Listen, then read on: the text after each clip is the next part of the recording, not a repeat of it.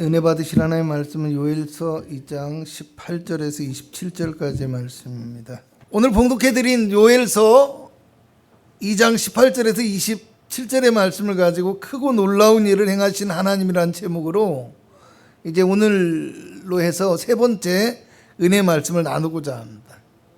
지난 2주간에 걸쳐서 주일에 예배의 말씀을 드린 내용을 아주 좀 간단하게 요약해 본다면요, 우리가 살아가는 세상의 삶 가운데는 때로는 내 힘과 능력으로 감당할 수 없는 고난과 어려움이 닥칠 때가 있는데, 그때 우리는 그 고난을 통해서 자신을 돌아볼 수 있어야 되고요, 그리고 하나님 앞에 돌아올 수 있는 기회가 될 수 있어야 된다는 겁니다.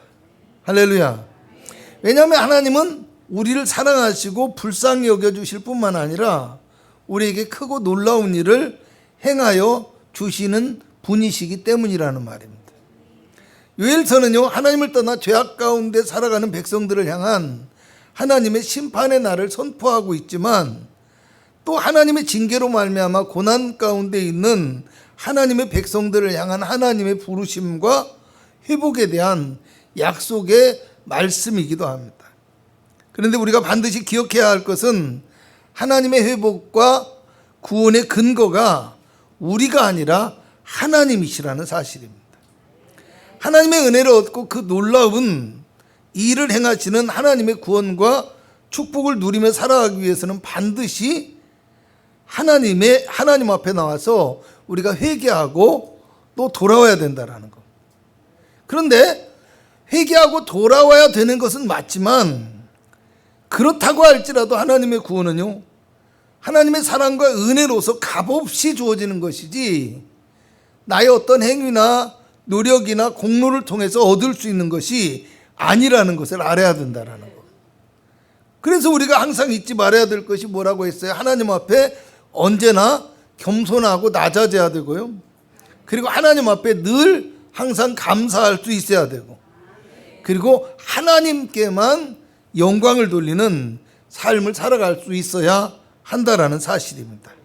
그렇기 때문에 믿음을 가지고 살아가는 우리가 하나님 앞에 기대해야 할 크고 놀라운 역사는 세상의 힘이나 권세보다도 먼저 하나님의 은혜를 구할 수 있어야 된다는 것. 그리고 하나님의 가장 크고 놀라운 역사는 무엇이냐?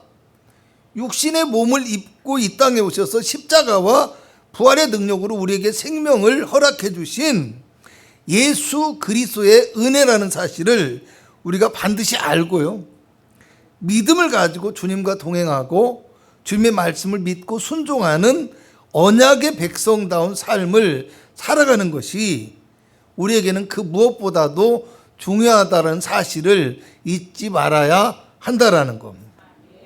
여러분, 오늘 본문의 말씀은 하나님 앞에 돌아오는 백성들을 향한 크고 놀라운 일을 행하시는 하나님은 하나님의 구원과 복음의, 그러니까 축복의 말씀, 회복의 말씀을 주시는 것이라고 했는데요, 1장 10절에서 12절을 보면 밭이 황무하고 토지가 마르니 밭의 소산이 없어지고 또 모든 나무가 마르고 시들므로 인해서 사람의 즐거움에 말랐다, 이렇게 얘기해요. 너무나 고통스럽고 힘들어서 기쁨이 하나도 없다라는 것. 또 1장 16절을 보면 먹을 것이 우리 눈 앞에서 끊어짐으로 기쁨과 즐거움이 우리 하나님의 성전에서 끊어졌다라고 얘기를 합니다. 그런데요, 오늘 성경 본문 23절에서 24절을 보면 시온의 자녀들아, 너희는 너희 하나님 여호와로 말미암아 기뻐하며 즐거워할지어다. 내가 너희를 위하여 비를 내리시되 이른 비를 너희에게 적당하게 주시리니 이른 비와 늦은 비가 예전과 같을 것이라. 마당에는 밀이 가득하고 독에는 새 포도주와 기름이 넘치리로다, 이렇게 말씀합니다. 자, 다시 하나님께서 이제 땅에 비를 주심으로 인해서 마당에는 밀이 가득하고 독에는 포도주와 기름이 넘치게 하심으로 인해서 너희가 그 하나님으로 말미암아 기뻐하며 즐거워하게 되어질 것이다, 이 말씀을 하고 있는 거예요.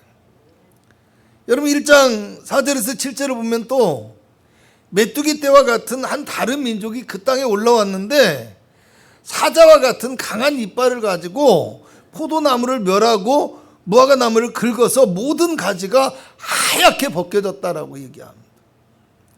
또 2장 2절에서 3절을 보면 많고 강한 백성이 이르러서 그 땅을 불꽃으로 태우니까 예전의 땅은 예덴 동산 같았지만 나중의 땅은 황폐한 들과 같다, 이렇게 얘기합니다. 그런데 또 본문 20절을 보게 되면 내가 북쪽 군대를 너희에게서 멀리 떠나게 하여 메마르고 적막한 땅으로 쫓아낼 것이라고 이야기합니다. 또 본문 25절을 보면 내가 전에 너에게 보낸 큰 군대 곧 메뚜기와 느치와 황충과 팥주의가 모은 횟수대로 너에게 갚아줄 것이라고 이야기합니다. 자, 이스라엘의 대적들로 인해서 아무것도 남아있지 않은 황폐한 들과 같이 되어질 것이야. 그죠? 황폐한 들과 같이 광야와 같은 모습이 될 것이라는 겁니다.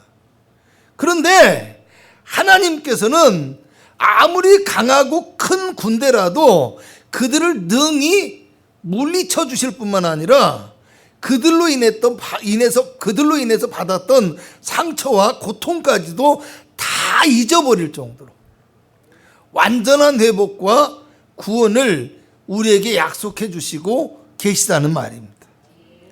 여러분, 우리가 믿는 하나님은 바로 이런 하나님이십니다. 인간의 힘으로는 절대로 해결할 수 없고 회복할 수 없는 절망의 상황 가운데서도 능히 우리에게 구원을 주시고 회복시켜 주시는 하나님은 완전하신 분이시며 전능하신 하나님이시라는 겁니다. 오늘 그 하나님께서 오늘 우리에게 찾아와 주시고요, 우리에게 말씀하시고 우리에게 언약하시고 역사하시게 되면 이루지 못할 것이 없다라는 거, 그걸 우리가 알아야 된다라는 겁니다. 여러분, 창세기 18장에 가서 보면요, 하나님께서 아브라함에게 내년 이맘때 너의 아내 사라에게 아들이 있으리라, 이렇게 말씀하시는데요, 사라가 문 뒤에 있다가 속으로 웃어요. 그러면서 속으로 말을 하거든요. 내가 노쇠하였고 내 남편도 늙었으니 나에게 무슨 즐거움이 있겠느냐. 웃을 일 없다라는 거예요. 여러분, 그럼 사라가 속으로 웃었다는 건 뭐예요? 이거는요, 사라의 웃으면은 그 말도 안 되는 소리를 하고 있습니다, 뭐 이런 생각이 들어 있었겠죠. 그럴 수밖에 없어요.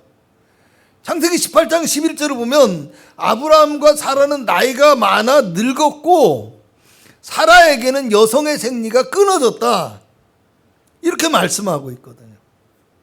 그때가 몇 살이냐? 아브라함이 99세이고 사라가 89세입니다. 이미 나이가 많아 늙어버렸어요. 그래서 어려울 뿐만 아니라 이미 아이를 가질 수 없는, 생리적으로도 아이를 가질 수 없는 몸의 상태에 이르렀다라는 거예요. 그러니 이 사라의 웃음은요, 그냥 하나님의 소리를 듣고서 뭐 단순히 뭐 헛웃음을 치거나 웃기고 있네 조소하는 그런 웃음의 의미가 아니에요. 그런 정말 절망적인 상황, 웃을 수 없는 상황에 자신의 처지를 한탄하고 받아들일 수밖에 없는 그런 고통과 괴로운 마음이 들어있는 절망의 웃음소리라는 거예요. 여러분, 얼마나 안타깝겠어요. 그 숨 속에, 그 고백 속에 하나님의 말씀을 판단하는 차원이 아니라는 겁니다. 옳고 그름을 계산하는 차원이 아니라는 겁니다. 그 마음 속에서도 그렇게 말하고 있지만 끓고 있는 마음이 제발 그렇게 되었으면 하는 그 소망이 함께 들어있다라는 겁니다. 그런데 하나님께서 그런 사라의 웃음을 지적하시면서 창세기 18장 14절을 보면 여호와께 능하지 못한 일이 있겠느냐. 기한이 이를 때 내가 너에게 돌아오리니 사라에게 아들이 있으리라고 다시 하나님의 언약을 확인해 주십니다. 여러분, 생각해 봅니다. 오늘 우리에게 이 사라와 같은 상황, 아브라함 같은 상황이 발생하게 되어진다면, 그런 상황을 만나게 된다면 과연 우리는 믿을 수 있겠느냐, 이런 말이에요. 여러분, 창세기 21장 1절과 2절에 가서 보면 여호와께서 말씀하신 대로 사라를 돌보셨다고요. 여호와께서 말씀하신 대로 사라에게 행하셨으므로 사라가 임신하였다고 얘기하고요. 또 여호와께서 말씀하신 시기가 되어 노년에 아브라함에게 아들을 낳았다, 이렇게 얘기합니다. 그러니까 하나님께서 말씀하신 대로 하나님의 언약이 이루어지더라는 말입니다. 그리고 창세기 21장 6절에 가면 사라가 이르되 하나님이 나를 웃게 하시니 듣는 자가 다 나와 함께 웃으리로다, 이렇게 고백을 하는 거예요. 웃을 일 없었던 사람, 나에게 무슨 즐거움이 있겠느냐라고 그렇게 한탄했던 사라에게 하나님께서 이제 웃게 만들어 주셨다라는 겁니다. 여러분, 또 7절을 보면요, 또 이르되 사라가, 18장 7절이에요, 창세기. 사라가 자식들을 젖먹이겠다고 누가 아브라함에게 말하였으려마는 아브라함의 노경에 내가 아들을 낳았다고 이야기합니다. 그 누구도 이런 일이 있을 것이라고는 생각하지도 못하고 말할 수 있는 사람이 없었다라는 겁니다. 왜 그래요? 될 수 없는 일, 불가능한 일이기 때문이라는 겁니다. 아무리 생각해봐도, 아무리 꿈꿔도, 아무리 원해도 이것은 안 되는 일이었기 때문에 누구도 사라에게 빈말이라도 너 아들 하나 낳아라, 이런 말 못했다라는 얘기예요. 여러분, 그런데요, 하나님께서 약속하시고 하나님께서 이루어 주시니까 그 불가능한 일이 이루어져서 이미 늙고 아이를 낳을 수 없었던 여인이 아들을 낳았다라는 이야기예요. 여러분, 오늘 우리가 믿는 하나님, 곧 아브라함과 이삭과 야곱의 하나님은 살아계신 하나님이십니다.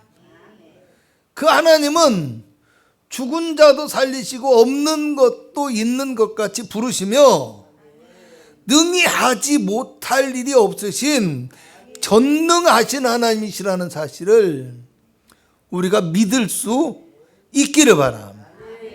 여러분, 오늘 본문 26절을 보면요, 너희는 풍족히 먹되 너희에게 놀라운 일을 행하신 너희 하나님 여호와의 이름을 찬송할 것이라 내 백성이 영원히 수치를 당하지 아니하리로다, 이렇게 말씀합니다.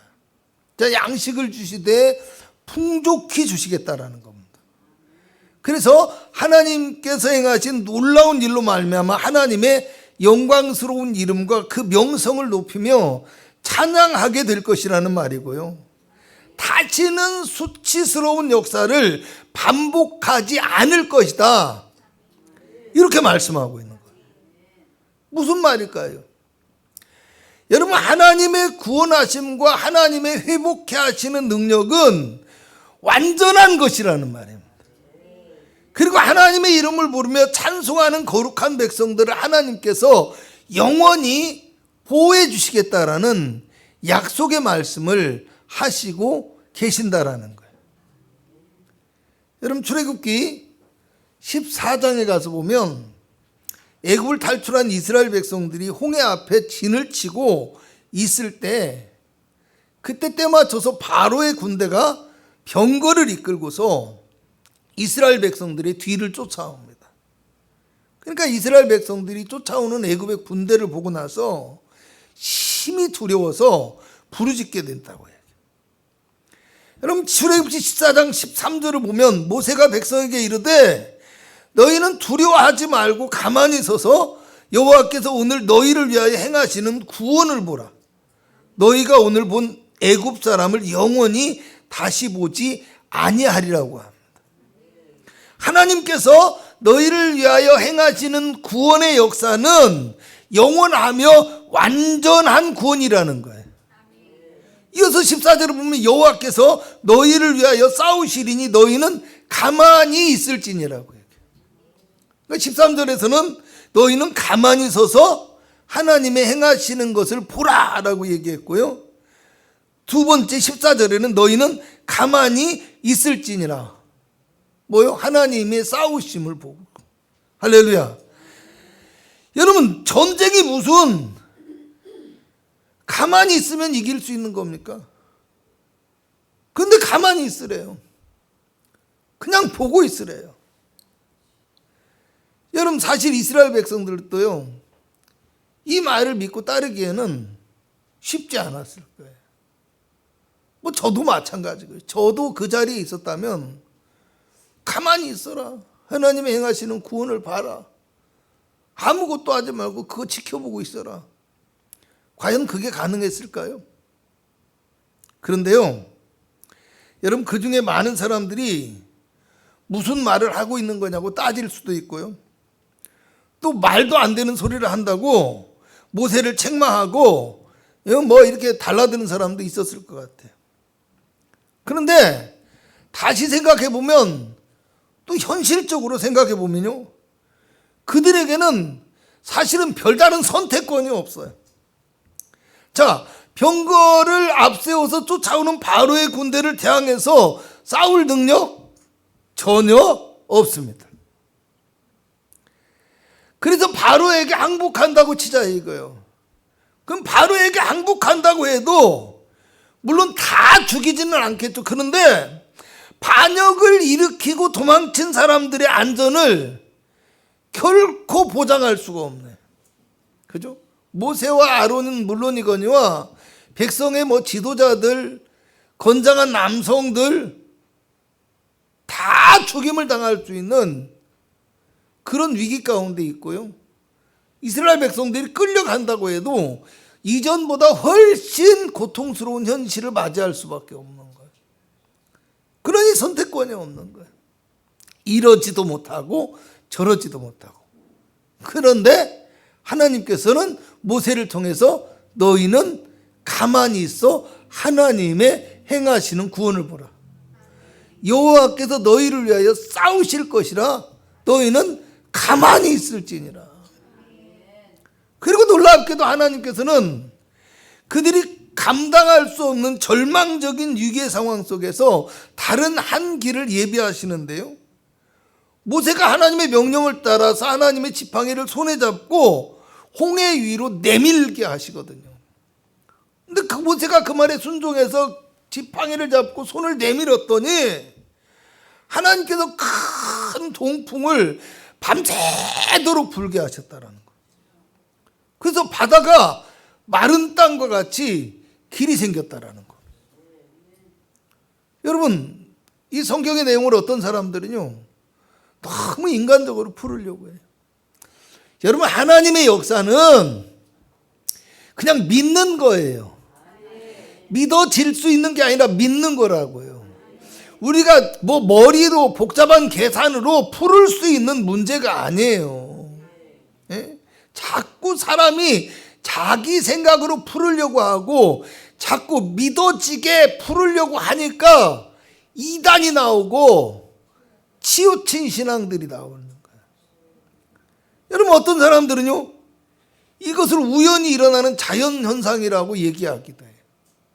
그리고 또 진도의 바닷길처럼 때마다 시간만 되면 알아서 갈라지는, 그죠? 그래서 모세가 그것을 그 땅에서 살았기 때문에 알았을 것이다, 이렇게 판단하는 사람들, 이렇게 주장하는 사람들도 있어요.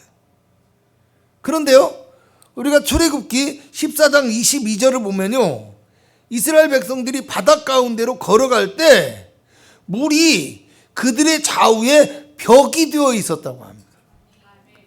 그러니까 진도의 바닷길처럼 자연스럽게 이렇게 빠져서 길이 생겨난 게 아니라는 겁니다. 여러분 잘 아시다시피 이 뻘땅이라는 게 물이 쫙 빠져갖고 이게 마르잖아요. 그러면 그 얼마 안 되는 시간인데요, 물이 정말 쫙 빠져갖고 땅이 마르고요, 쫙쫙 갈라져요. 그런데 중요한 거는 여러분 이 물이 벽이 돼서 서 있는 거예요.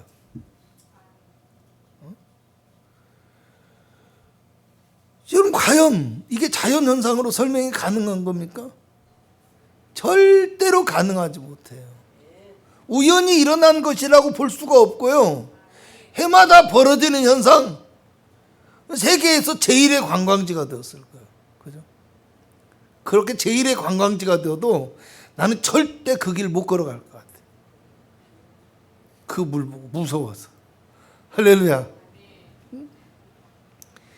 여러분, 그리고 이스라엘 백성들을 쫓아서 들어온 바로의 군대는요, 수레가 막 엉킨 것 같아요. 아무래도 수레를 뭐 빠뜨렸다, 수레를 치셨다 하는, 한마디로 여기 이제 예굽의 군대를 징계했다라는 건데요. 어찌됐든 간에 병거가 무거워 갖고 나가질 않았대요. 그러니까 병거 바퀴가 제가 보기에는 빠져버린 것 같아요. 근데요, 여러분 진도의 바닷길 저 안 가봤어요. 근데 가보신 분들은 알겠지만, 그리고 뭐 집이나 고향 뭐 이런 데서도 바닷가에 보면 이렇게 물이 쫙 빠지거든요. 함께 빠져요. 그죠? 함께 또 들어오고.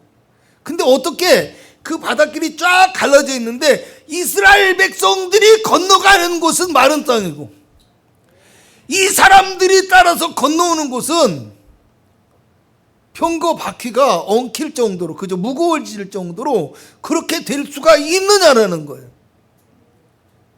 절대로 자연현상으로 해결할 수 없는 것이라는 얘기예요.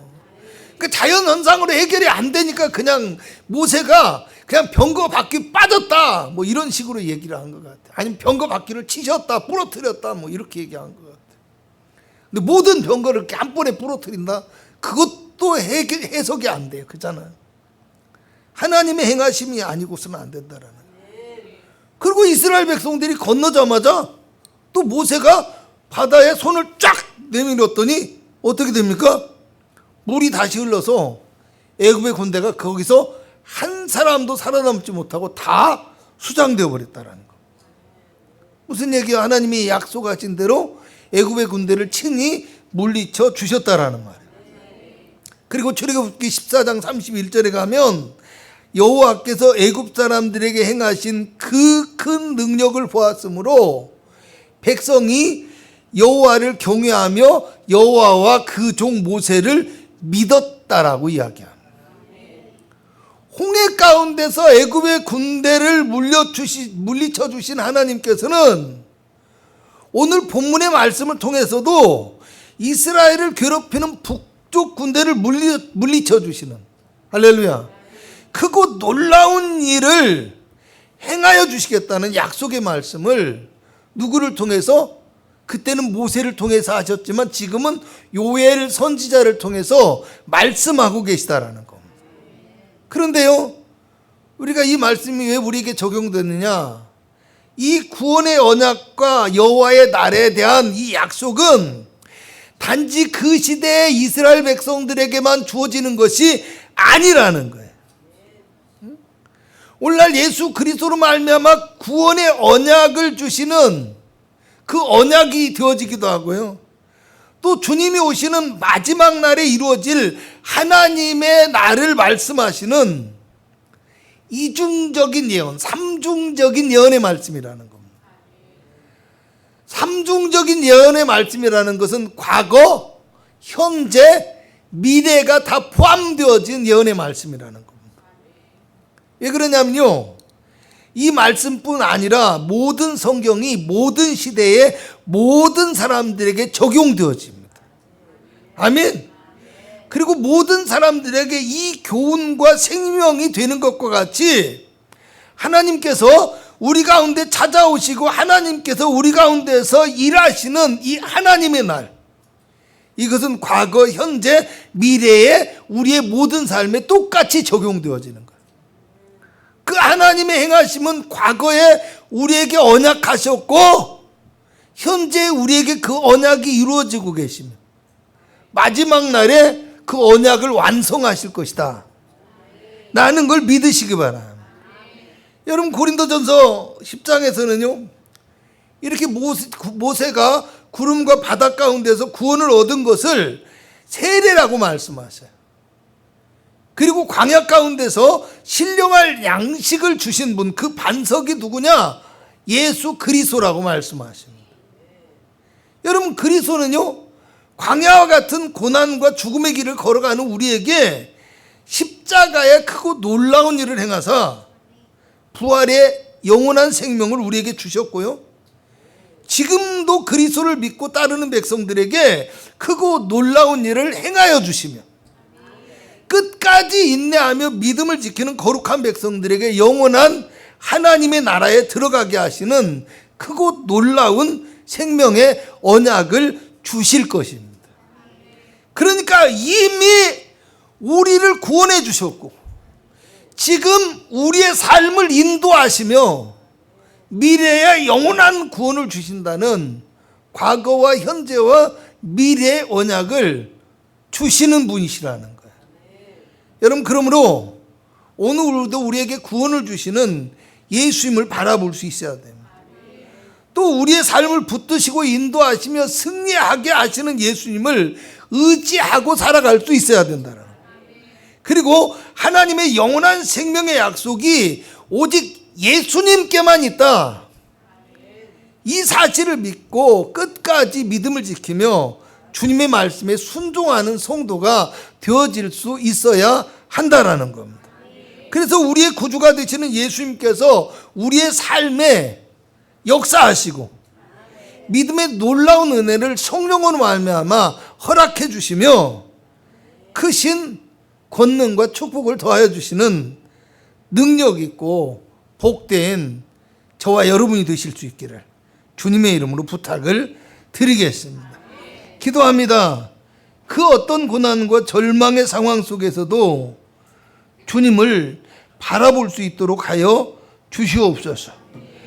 우리에게 크고 놀라운 일을 행하시는 주님이 우리의 삶의 주인이 되실 수 있도록 우리 마음의 믿음으로 충만하게 채워주시며 우리의 모든 삶을 성령으로 인도하여 주셔서 우리가 믿음을 지키며 순종하며 나아가는 참된 그리스도인이 되게 하여 주시옵소서. 내 마음대로 내 생각대로 판단하지 않게 하여 주시고 늘 언제나 어떤 상황 속에서도 주님의 뜻을 생각하며 주님의 말씀을 신뢰하게 하여 주시고 성령 안에서 믿음을 지키며 살아감으로 하나님의 크고 놀라운 역사가 임하는 하나님의 날이 우리 가운데 임하게 하여 주시옵소서. 오늘 우리가 가지고 나온 모든 문제와 어려움과 기도의 제목을 들어 응답하여 주시기를 원합니다. 성령으로 충만하게 하옵시고 그리스도의 축복이 넘쳐나는 한 주간이 되게 하여 주시옵소서. 예수님의 이름으로 기도합니다. 아멘.